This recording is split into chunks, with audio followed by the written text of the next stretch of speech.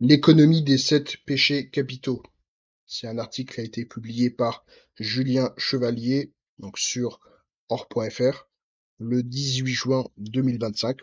C'est un article intéressant puisqu'il allie à la fois donc, le côté donc, spirituel et en même temps l'analyse économique du système actuel et ses limites d'une certaine façon. On va donc dans un premier temps donc lire une partie de l'article, regarder sur certains points les éléments qui vont nous intéresser et commenter. Et puis ensuite, donc on aura un graphique qui sera proposé qui permettra tout simplement d'avoir une synthèse sur les limites du marché que l'on a actuellement qui pose un certain nombre de problèmes. Le capitalisme nous promet un paradis, mais vivons-nous un enfer à un tel stade de développement technologique? De quel progrès est-il aujourd'hui question?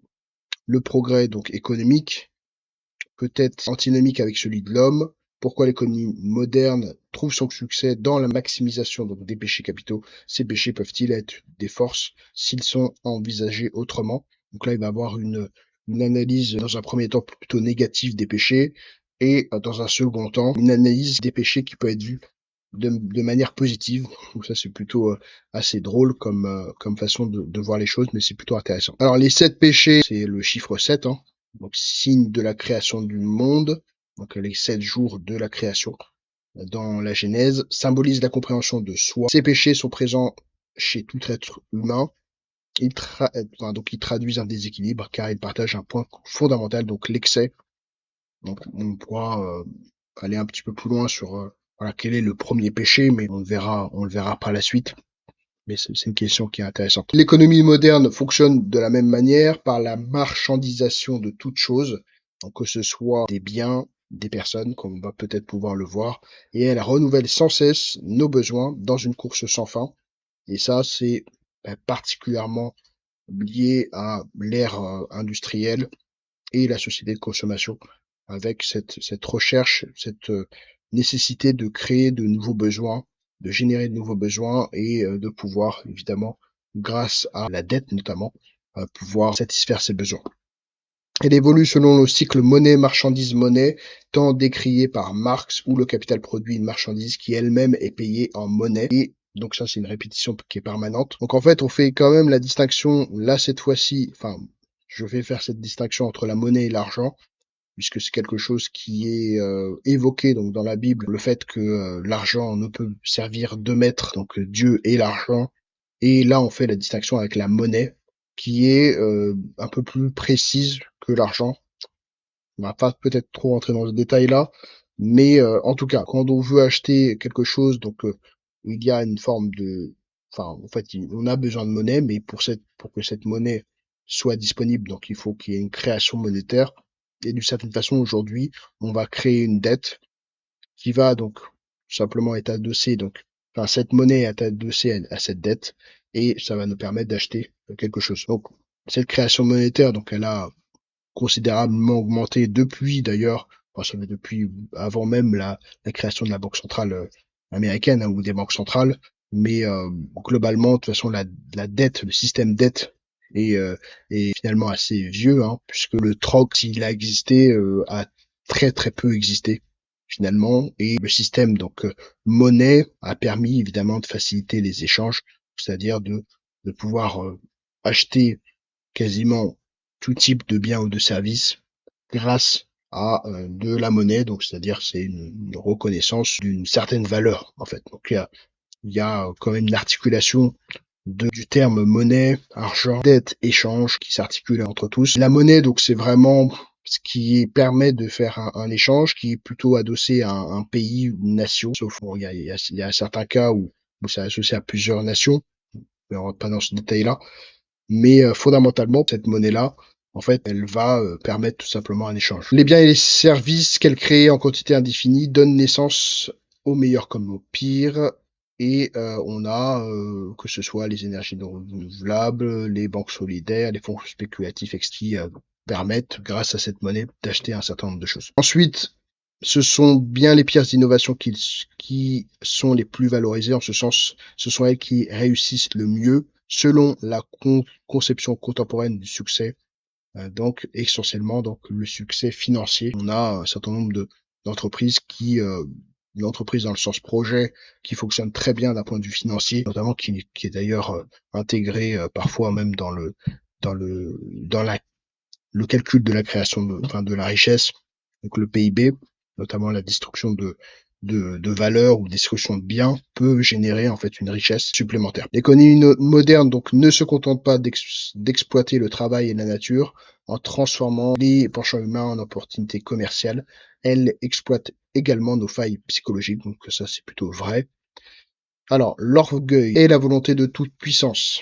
C'est le plus grand des péchés, c'est la racine de tous les péchés. On le retrouve partout. Donc là, notamment, on a OpenAI qui crée donc des structures supérieures à l'intelligence humaine, Meta qui construit des mondes parallèles virtuels, Neuralink qui connecterait directement le cerveau humain aux machines pour avoir une forme d'homme connecté.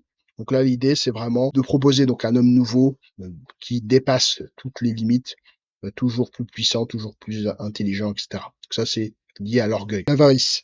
Donc l'avarice, c'est l'attachement donc excessif à l'argent. Il souligne bien excessif, puisque, alors eux, l'attachement à l'argent, selon l'article, bon, c'est pas grave, on va dire, même si on a une vision assez française, et notamment chez les chrétiens, l'attachement donc à l'argent, ou même l'argent même, est plutôt quelque chose qui est mauvais. Là, finalement, ils disent que l'attachement excessif à l'argent est quelque chose qui n'est pas bon, et notamment ça s'appelle donc l'avarice. Or, l'économie contemporaine repose sur la recherche permanente de profit, donc l'accumulation de richesses, des paradis fiscaux, etc. Donc ça, c'est aussi donc un péché capital qui est exploité dans notre société. L'envie, donc, c'est de vouloir ce que l'autre possède. Donc là, c'est le premier péché, en tout cas de l'homme, très probablement, ou même d'ailleurs dans la Bible. C'est le premier péché puisque c'est celui qui va générer d'ailleurs le meurtre de Caïn, de Abel. Il y a l'orgueil et il y a l'envie, donc ils s'articulent de manière très proche. Finalement, l'orgueil comme un mauvais positionnement de soi et l'envie, le désir d'avoir ce que l'autre possède. Et on voit notamment donc dans les sociétés, hein, les personnes qui sont extrêmement connues, comme Paul Pogba ou plein d'autres, hein, qui voient leur famille, leurs amis, leurs proches, ou des personnes qui envient tout simplement leur argent et qui sont prêts faire des actions, on va dire mauvaises pour récupérer le, une certaine la valeur qui a été créée par l'autre. De nos jours, le marketing et la publicité nous font sans cesse rêver de la vie des autres, que ce soit sur TikTok, Instagram, etc. Au même titre, les multinationales, notamment celles du luxe, vendent dans leur publicité une image de réussite basée sur la possession qui vient susciter donc la comparaison permanente. Donc, c'est vrai que une forme d'esprit de comparaison va générer une envie chez l'autre, et donc ça c'est exploité aujourd'hui. Ensuite, il y a la colère.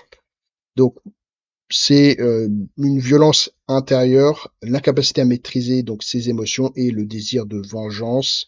Aucune entreprise ne fonde son modèle sur la colère, aucune peut-être société.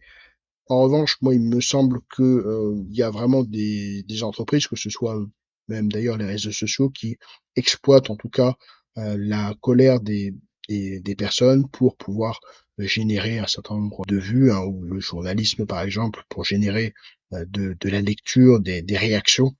Mais il y a aussi des entreprises un peu plus criminelles qui vont de manière beaucoup plus cachée utiliser donc la colère des personnes, ou en tout cas le désir de violence, de vengeance pour pouvoir réaliser, hein, tout simplement de l'argent. Donc là, moi, j'irai un petit peu plus loin que cette définition-là, qui est voilà, le fait qu'aucune entreprise ne fonde son modèle donc sur la colère. Notamment, on peut évidemment parler aussi des guerres, hein. La précarité génère donc de la violence, représentée aussi par des agressions physiques, etc.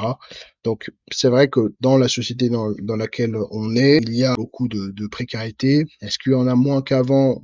On ne sait pas trop, mais en tout cas, la répartition de la richesse aujourd'hui fait qu'il y a une précarité vis-à-vis de personnes qui pourraient proposer des choses dans la société, et peut-être même d'ailleurs bien vivre de leur talent, et elles ne peuvent pas, puisque la répartition des richesses, ou en tout cas la possibilité de répartition des richesses, n'est pas assez, d'une certaine façon, égalitaire. Et donc on voit des sociétés comme par exemple la France, c'est des sociétés qui sont plutôt dites égalitaires, qui favorisent en fait un certain nombre de personnes qui n'ont pas de moyens et ne vont pas en fait chercher à tout simplement récompenser le mérite. Donc ça, c'est quelque chose qui peut générer en fait de la colère et qui est exploité dans la société. Ensuite, la luxure, donc c'est la recherche immodérée, donc là il précise, de désirs sexuels. On a évidemment plein de sociétés qui gagnent bien leurs finances grâce à cette luxure. Ensuite, on a la gourmandise, donc connue de tous, n'est pas une envie passagère, c'est le besoin compulsif de plaisir alimentaire. Donc là, moi, j'irai un petit peu plus loin. À la fois, le plaisir, il me semble, alimentaire, mais aussi, ça peut être de l'ordre de l'accumulation. Enfin, en fait, c'est le plaisir alimentaire, mais c'est aussi la gourmandise comme la gloutonnerie, c'est-à-dire de ne pas apprécier ce que l'on mange si on est sur le plaisir alimentaire.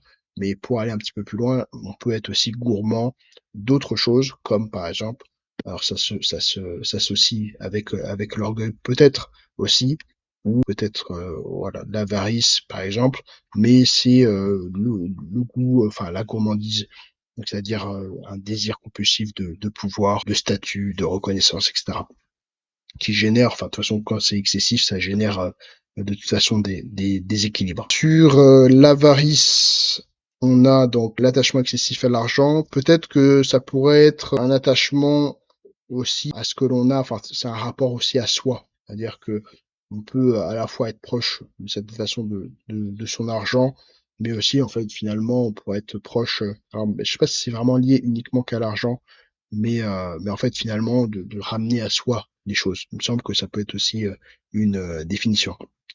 Et enfin, ce n'est pas seulement la lassitude, c'est le refus donc de l'effort physique, moral et intellectuel.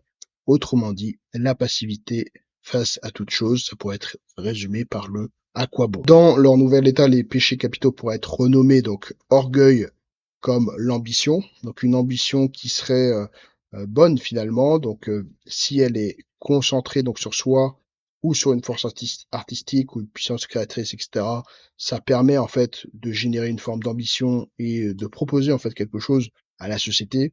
L'avarice, donc, ça pourrait être aussi renommé donc la modération, puisque si en fait une avarice donc modérée avec notamment une personne qui va accumuler pour transmettre, accumuler peut-être même pour donner ou vivre, on va dire aisément, profiter aussi de la vie, partager avec les autres. L'avarice, le fait de, en tout cas sur l'argent, le fait d'accumuler de la richesse et d'en faire, de faire attention, avec modération, ça peut être évidemment, selon l'auteur, intéressant pour la société.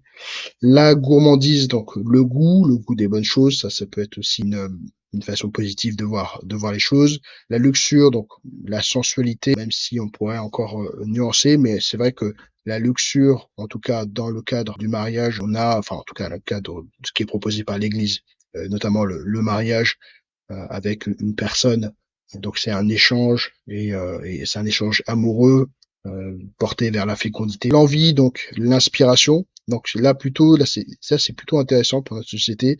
C'est à partir du moment où on a une envie qui va pouvoir provoquer une jalousie, plutôt de s'orienter vers s'inspirer des bons exemples de la société tout simplement pour avoir une aspiration pour pouvoir progresser, aller mieux. La paresse, donc la contemplation, ici c'est assez clair, et la colère c'est plutôt lié donc à le sentiment donc d'injustice.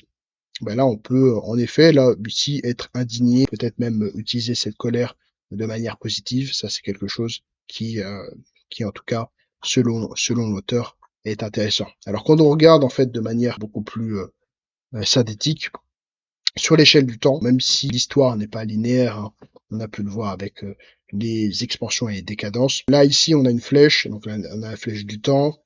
Au tout début, donc, on va dire que la puissance de l'homme était assez faible. Il a dû, si on remonte évidemment à très loin, commencer à voilà, faire du feu, utiliser des outils pour travailler. Et puis ensuite, aujourd'hui, évidemment, on n'a même plus besoin, voilà, évidemment, de faire du feu puisqu'on a, par exemple, de l'électricité.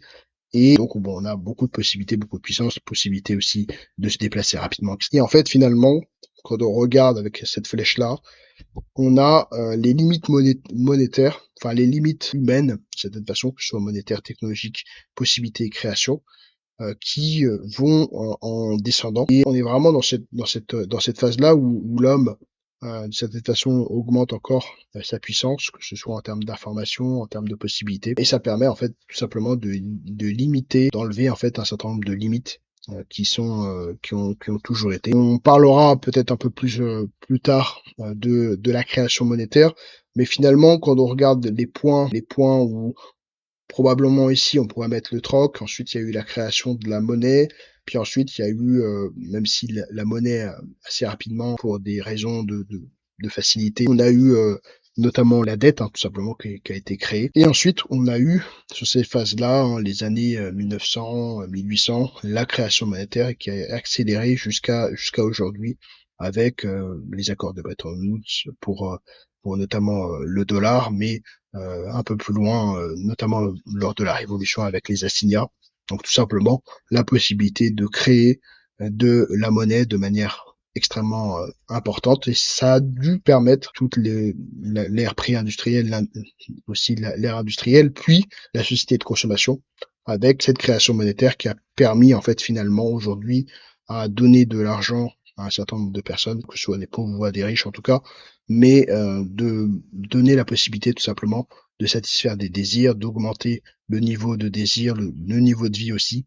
Et en fait, on se retrouve aujourd'hui dans cette situation où la création monétaire est en train un petit peu de vaciller à cause de la dette des pays. On est aujourd'hui sur cette situation-là où, en résumé, la puissance de l'homme est en considérable expansion et les limites de l'homme, même si les limites physiques restent encore telles qu'elles sont, on a les limites, que ce soit monétaires, technologiques, ou les limites en termes de possibilités, qui sont en train de considérablement chuter, et ça donne des possibilités énormes pour l'être humain. Pour l'économie des 7 péchés capitaux, merci à vous. On se retrouve bientôt.